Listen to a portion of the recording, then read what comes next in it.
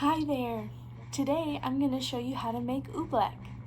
Ooblek uses 2 ingredients. The first ingredient is cornstarch and the second ingredient is water. You can choose to add food coloring or not. Today I'm going to put food coloring. But your cornstarch and water always has to be 2 parts cornstarch and 1 part water. So today I'm using 1 cup of cornstarch and half a cup of water. Before you put your cornstarch in your container, if you're going to add food coloring, you should add it to your water first. For the food coloring, you should add at least 4 or 5 drops. I'm going to put 1, 2, 3, 4, 5. I'm going to put 5 drops to start with. The more food coloring you put, the more vibrant the colors will be, so just keep that in mind. But then you're going to want to mix up your water. I'm just shaking the glass, but you can use a spoon to mix it up. So now, if you look, my water is a really dark blue. This is going to be fun. So now we're going to take the cornstarch and you're going to put it in your container.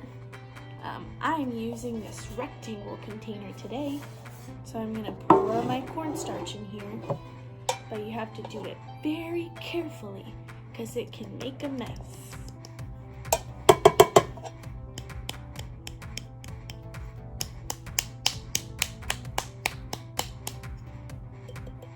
And now my cornstarch is all in this container. Do you see it right there?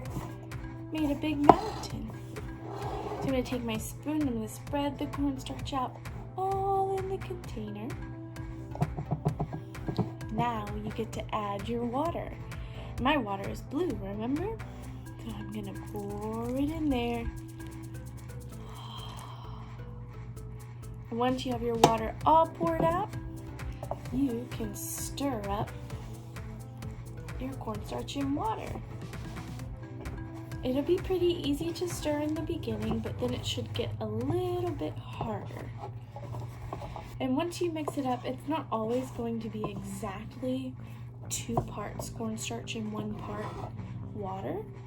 There will be a little bit of like sciencing and figuring out to do with it, but that's usually pretty close. So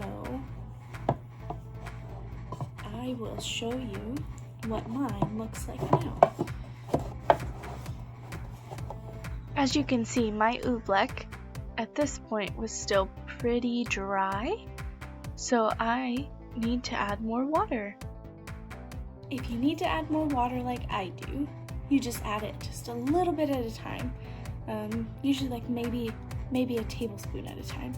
I'm just gonna eyeball it, just add a little bit in there, and once you add your water, you can start trying to mix it up again, and that should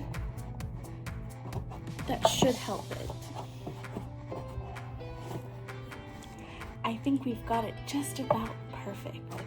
So I'm going to show you up close what it should look like in your dish. Here is what my ooblek looks like.